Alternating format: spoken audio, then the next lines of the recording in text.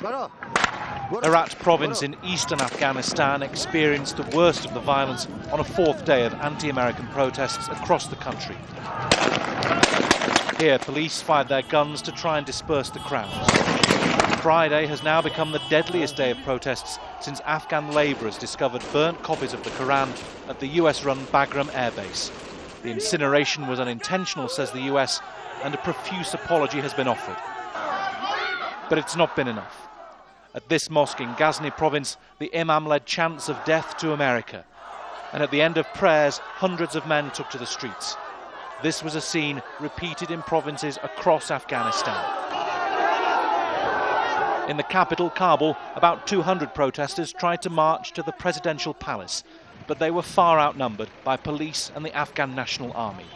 The room for error is really reducing for ISAF, for the international forces here, and yet we continue to see incidents as such. It's pretty much adding fuel to the fury of some very organized elements out here that are very much looking for incidents as such to then mobilize people, to appeal to their anger, to appeal to a sense of emotional attachment with religion that's pretty deep in this country, and we have to recognize that.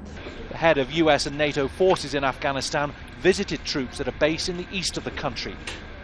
Here, 2 US soldiers were killed on Thursday by a man dressed in an Afghan military uniform. It happened as their base came under attack from protesters. Now is how we show the Afghan people that as bad as that act was in Bagram, it was unintentional, and Americans and ISAF soldiers do not stand for this. We stand for something greater than that.